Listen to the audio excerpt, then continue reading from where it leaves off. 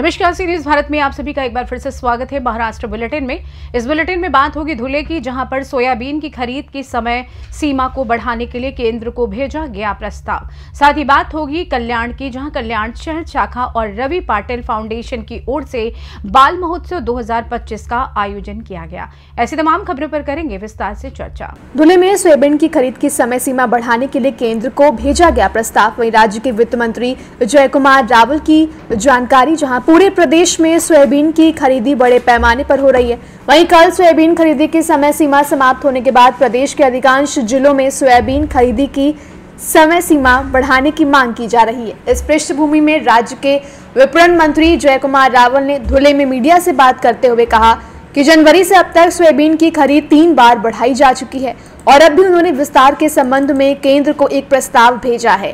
भारत के इतिहास में महाराष्ट्र में अब तक करीब 11 लाख टन सोयाबीन की खरीद हो चुकी है और जय कुमार रावल ने जानकारी दी है कि 4,500 रुपए के भाव पर सोयाबीन की खरीद हुई है। काय सांगाल, सोयाबीनची खरेदीच्या संदर्भात मोठा प्रश्न निर्माण झालेला आहे, त्याची मुदत वाढवून मिळणार आहे का? शेतकऱ्यांची मागणी आहे।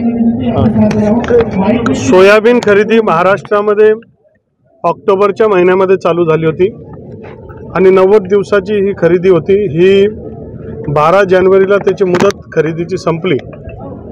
त्याच्यानंतर पुन्हा एकदा आम्ही 31 जानेवारीला मुदतवाढ मागून घेतली। पुन्हा 31 वरनं अजून 7 दिवसाची मुदत आम्ही मागितली। 6 तारखेपर्यंत ती काल संपली आहे। पुन्हा आम्ही काल केंद्राकडे मुदतवाढसाठी मागणी करण्याचा प्रस्ताव पाठवलेला आहे। हे आपल्या केंद्र सरकारच्या MSPच्या भावाने ही खरेदी होत असते। जवळपास 4,892 हा रेट दिला आहे। तो बाजारभावापेक्षा जास्त असल्यामुळे सरकारी खरेदीकडे मोठा ओघ मागच्या काळामध्ये वाढला होता।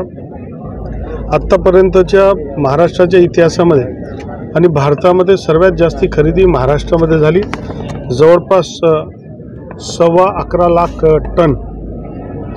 लाख टन ही खरेदी सोयाबीनची आत्तापर्यंत झालेली आहे आणि अजून खरेदी बाकी आहे। लातूरला तर थोडंसं अभ्यासाचा भाग आहे की लातूरला मागच्या आठवड्यामध्ये आम्ही सोमवारी मंगळवारी त्यांना 10,000 टनची कॅपॅसिटी वाढवून दिली होती। त्यांचं कॅपॅसिटी संपल्यानंतर ती 1.5 दिवसामध्ये 10,000 टनची खरेदी लातूरमध्ये होऊन गेली। नंतर 20,000 टन वाढवली। 20,000 टनची सुद्धा 24 तासामध्ये खरेदी होऊन गेली। तर अनेक प्रकारच्या त्याच्यामध्ये शंकासुद्धा व्यक्त करतात, 20,000 टन एका दिवसामध्ये खरेदी होऊ शकते का? अशा प्रकारचे तज्ज्ञ तो सल्ला विचारतात, इतर राज्याचा माल आला आहे का? आणि हा सगळा विषय त्याच्या माध्यमातून येतोय। परंतु या सगळ्या परिस्थितीमध्ये अजून खरेदी करणं गरजेचं आहे। आता महाराष्ट्रामधले जे गोडाऊन्स आहेत जवळपास ते फुल झालेत सगळे। त्याच्यानंतर आता लगेच तूरचं सीझन आलं आहे। तूरचे शेतकरीसुद्धा वाट पाहतात ते। तूरची सुद्धा साधारणतः 3 लाख टन खरेदी करायचं ठरवलं आहे। तूरच्या नंतर आम्हाला चणासुद्धा खरेदी करायचा आहे।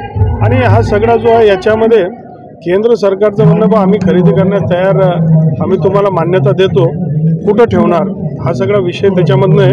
आम्ही या सगळ्या परिस्थितीमध्ये आपल्या शेतकऱ्यांना मदत करणं गरजेचं आहे आणि म्हणून आम्ही केंद्राकडे विनंती केली। थोडं ते लोक रिलक्टंट आहेत, पण आम्ही सांगितलं अजून आम्हाला काही काळ वाढवून द्या आणि जे शेतकरी आहेत त्यांचे घ्या। त्याचबरोबर काल मी सगळ्या केंद्रांना कळवलं आहे की ठीक आहे, ते मुदत वाढते वगैरे याच्यासाठी आपण प्रयत्न करणारच आहे। पण जे लाईनमध्ये लोक होते त्यांची तरी खरेदी आमचे मार्केटिंग फेडरेशन असेल, नाफेडच्या आपल्या विभागीय या राज्याच्या प्रमुख जे अधिकारी असतील त्या दोघांना मी काल संध्याकाळी सूचना दिल्या की ज्या लाईनमध्ये क्यूमधले लोक आहेत त्यांची खरेदी आपण करून घेतली पाहिजे अशा सूचना दिल्या। केंद्राकडे केंद्रीय जे प्रमुख आहेत त्यांनासुद्धा मी संपर्क केलेला आहे। तर ते अजून आज मीटिंग घेऊन त्या बाबतीतले खुलासा आम्हाला करणार आहे। आमचा प्रयत्न की शेतकऱ्यांचा अधिकाधिक माल आपण घेतला पाहिजे। पण हा माल त्याच्यानंतर तूर आहे, त्याच्यानंतर हरभरा आहे, त्याच्यानंतर कांदा आहे, सगळ्याच गोष्टी घेणं आहे, त्याला स्टोरिंग आहे, हा सगळा विषय आणि मग त्या सगळ्यांसाठी प्रयत्न चाललेला आहे। धुले से न्यूज संवाददाता नीलेश परदेशी की रिपोर्ट। धुले में आयोजित नासिक संभागीय राजस्व खेल प्रतियोगिता आयोजित की जाती। इस अवसर पर धुले जिले के संरक्षक मंत्री जय कुमार रावल ने ध्वजारोहण और खेल ज्योति प्रज्वलित कर खेल योग्यताओं की शुरुआत की। नासिक संभागीय आयुक्त प्रवीण गेडाम, अंतर्राष्ट्रीय ओलंपियन कविता राउत, धुलिया ग्रामीण के विधायक राम भदाने, सक्रिय विधायक मंजुला गवित, राजस्व अधिकारी और कर्मचारी उपस्थित थे। 3 दिवसीय राजस्व खेल प्रतियोगिता में नासिक डिवीजन के 650 एथलीटों ने भाग लिया और विभिन्न आउटडोर खेलों में राजस्व खेल प्रतियोगिता 3 दिनों तक आयोजित की जाएगी। 36 खिलाड़ियों ने इस प्रतियोगिता में भाग लिया है। वहीं खेलना शरीर तंदुरुस्त बनाने के लिए जरूरी है। 24 घंटे में हर आदमी ने 1 घंटा अपने तंदुरुस्त रहने के लिए निकालना चाहिए, ऐसे मंत्री जय कुमार रावल ने इस प्रतियोगिता का उद्घाटन करते समय कहा। 24 तासामधनं 1 तास हे आपल्या आरोग्यासाठी आपण दिलंच पाहिजे आणि दिलं नाही तर पश्चाताशिवाय दुसरं काही आपल्याला राहणार नाही। म्हणून या ज्या क्रीडा स्पर्धा असतात एक प्रकारे आपल्याला या सगळ्या गोष्टींना पुन्हा रुटीन लागण्यासाठी आपल्याला त्या दरवर्षी येत असतात। मला आनंद आहे की ज्या प्रकारचं संचलन आपण केलं, मी आठवण करतो, मलाही उत्सुकता होती आमची टीम कशी करेल, कारण त्यांचं प्रॅक्टिस आहे का नाही, परंतु सुंदर आपण संचलन केलं। प्रत्येक टीमची प्रॅक्टिस होती। मला वाटतं काही महिने काही दिवस आपण या सगळ्या प्लॅनिंगमध्ये आपण घेतलेलं आहे। त्याचबरोबर पापळकर साहेब म्हटले बा संध्याकाळी सांस्कृतिक कार्यक्रम होता आणि प्रत्येकाला 45 मिनिटं दिलेत, म्हणजे काही ना काही तयारी प्रत्येकाची असेल। शक्य झालं तर मी येईल, नाही तर मग आपल्याला व्हिडिओवर लाईव्हवर पाहिजे की कसे कसे आपले कार्यक्रम चालू आहे, कोणाकोणामध्ये काय काय कलाकार तुमच्या ऑफिस आर्टच्या पलीकडे आहेत, हे सुद्धा महत्त्वाचं आहे। मी मनापासून आनंद व्यक्त करतो की एक तणावमुक्त जीवनासाठी, एक डिसिप्लिन जीवनासाठी या स्पर्धा महत्त्वाच्या आहे।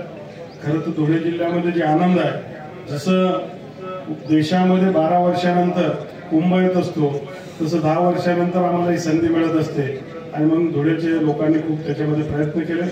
मी आमदारांचं मनापासून अभिनंदन करेल। धुले से सी न्यूज संवाददाता नीलेश परदेशी की रिपोर्ट। महाराष्ट्र के उप मुख्यमंत्री एकनाथ शिंदे और सांसद श्रीकांत शिंदे के जन्मदिन के अवसर पर कल्याण शहर शाखा और रवि पाटिल फाउंडेशन की ओर से स्कूली छात्रों के लिए कल्याण के यशवंत राव चौहान मैदान में बाल महोत्सव 2025 का आयोजन किया गया। बच्चों के लिए पेंटिंग, निबंध, शिल्प, रंगोली, नृत्य प्रतियोगिता और पुरस्कार समारोह का आयोजन किया गया। इस अवसर पर पूर्व महापौर वैजयंती घोलप, कल्याण ग्रामीण जिला प्रमुख अरविंद मोरे, कल्याण शहर प्रमुख रवि पाटिल, महिला संगठक विजया पोटे, शिवसेना पदाधिकारी मयूर पाटिल, सुनील वायले आदि सभी प्रमुख पदाधिकारी उपस्थित थे। बाल महोत्सव हा 3रं वर्ष आज या ठिकाणी संपलेला आहे। आदरणीय या महाराष्ट्राचे मुख्य नेते एकनाथ शिंदे साहेब यांच्या वाढदिवसानिमित्त व डॉक्टर श्रीकांत शिंदे साहेब यांच्या वाढदिवसानिमित्त पूर्ण आठवडाभर या कल्याण पश्चिम शहरामध्ये एक कार्यक्रमांची रेलचेल असते। त्यामध्ये बाल महोत्सव हा एक मोठा कार्यक्रम या ठिकाणी आम्ही घेतो। तसेच 9 तारखेला डॉक्टर साहेबांच्या व आदरणीय शिंदे साहेबांच्या वाढदिवसानिमित्त सायकल मॅरेथॉन पण 3रं वर्ष आम्ही करतोय।